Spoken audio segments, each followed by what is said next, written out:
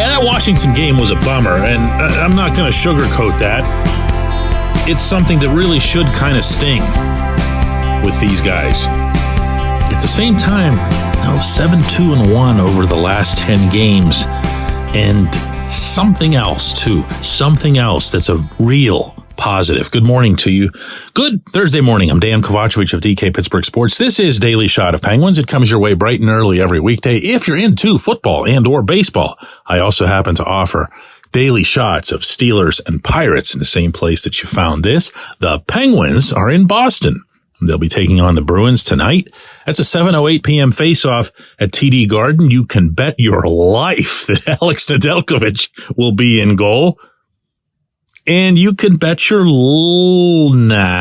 can bet like a couple of bucks that they'll be sharper, that they'll be crisper than they were in those opening 19 minutes against the Capitals. What you won't know, what you can't know, is what they'll be like against the next opponent that comes along. Been making this point for a while, but man, it really sticks out after Washington, doesn't it? Because you can say what you want about where the Capitals are in the standings, but you saw them. There just wasn't much there. In part, to be fair, because they're missing TJ Oshie, Max Pacioretty, missing some really good players. But overall, between that and, Darcy Kemper with his .890 save percentage at the far end, you just didn't look at them and think, ooh, scary Washington, the way you used to not all that long ago. And this team needs that. This team needs to have some sort of outside push, outside mental push to completely laser in on the task at hand.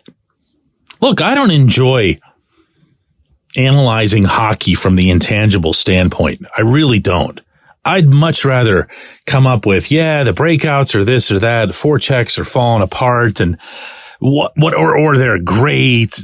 And that's way more fun. And to be honest with you, way more in my wheelhouse. But when you see the canyon between performing one way for 41 minutes and another way for the first 19, when you see the body language that was involved in that first 19, especially from Tristan Jarry, who looked like he'd rather have been somewhere else, I'd rather sound a whole lot more professorial the way, for example, Ricard Raquel did with me in discussing that game and what went wrong.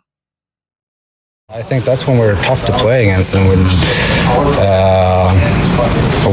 we make the game plan to fit our game, and we knew that they were backing off in the neutral zone, and then we tried to come back further and come with more speed, and I thought that it worked for us more on the forecheck, and when we came together and our Ds could join, I thought at the start we were a little bit too spread out, and they found the middle of the ice or cross ice passes, and just had so easy entries. So he's onto it. He gets it. Actually, all three of the Swedes really, really get it. They're all students like that. You can throw in, even though he's not Swedish, Lars Eller into that group. He's Danish, obviously. They study even on the rink what it is that's going on and why and everything else. And they've really got their pulse on this particular situation as well. As you heard from Raquel, in referring back to the overall really, really good run that this team's been on, there's been a pattern in play, both to when things go well and when they go poorly. And when they go well, they're tight. They're moving up the ice almost as a five-man unit. Not quite, but almost. Let's say 3 or 4. They've got defensemen joining the rush, even leading the rush. But they're coming into the attacking zone with numbers. They're supporting the puck, and then from there, they're not throwing away the puck. And when they do that, all of that, not leaving out any exceptions here, they're really efficient. And they're dangerous because they have the natural talent to find a way to create scoring chances. Now, they don't obviously always have the grit that's needed to go to the areas where the plays get finished. That's probably going to remain an ongoing issue. But they can do all that other stuff so long as they stay tight. If they stay tight coming out of the zone and attacking, then I believe it leads to greater consistency in the defensive zone. Then the defense just feels like another step in the formula, and they'll go through it just fine. In other words, they're going back to their own zone, not just to defend, but to reclaim the puck. That's the mindset. That's the mindset. And this team, I don't know, man. I don't know. It feels at times as if the more intensive motivation on this roster exists with the older guys. You might think it'd be the other way around, younger, energetic, never won anything before, trying really hard to stay in the NHL. And it's not. It's not. Everything still emanates from the intangible aspects from Sidney Crosby, from Evgeny Malkin, from Chris Letang, from some of the other veterans who were part of those 2016 or 2017 champions. And that's not it. That's not enough. And that's why I keep poking around at depth forwards and depth defensemen, because they really should not be what holds this team back. They've got the simplest, easiest jobs of all. What a weird time for this franchise, huh? When we come back, J1Q.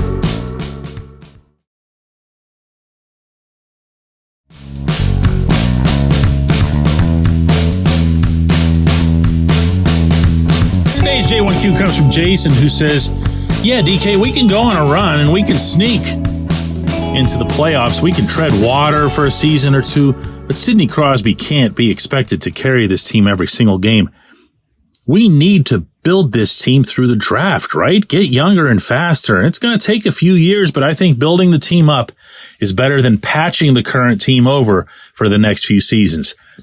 Jason, believe it or not, I've got absolutely not one complaint about even one syllable that you spoke there.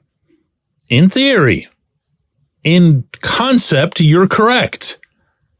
There's no questioning this premise, except for what I'm about to say, which is that it's not going to happen. I can bring up all kinds of ideas related to the entire world. It sure would be nice if they got along in these two countries that are at war, or those two countries that are at war. But it's not going to happen. Sid is here on a contract for 2 more years. There is a 0.000% chance that he'll ever play in another uniform. The Fenway Sports Group people have done some dumb things since they've been here, but they're not that dumb. They'll sign Sid, they'll keep Sid, and as such, they'll continue to commit, no doubt in my mind, to attempting to win more Stanley Cups for however long Sid's here. And depending, in all candor here, on the mood that I'm in, I can swing in one direction or the other here. But then I usually end up swinging back towards Sid. Why? Well, it's not, again, because your notions there are wrong. I'll repeat that I think you're right. So it's more because I'd really like to see, however naive this might come across, Kyle Dubas carve out a path where both things can happen concurrently. It's really, really easy to shrug it off and say there's no way, can't do that. Look at all these contracts. Now they're going to go sign Jake Gensel to an extension. They're going to keep poking their heads right up against or just a little bit over 500.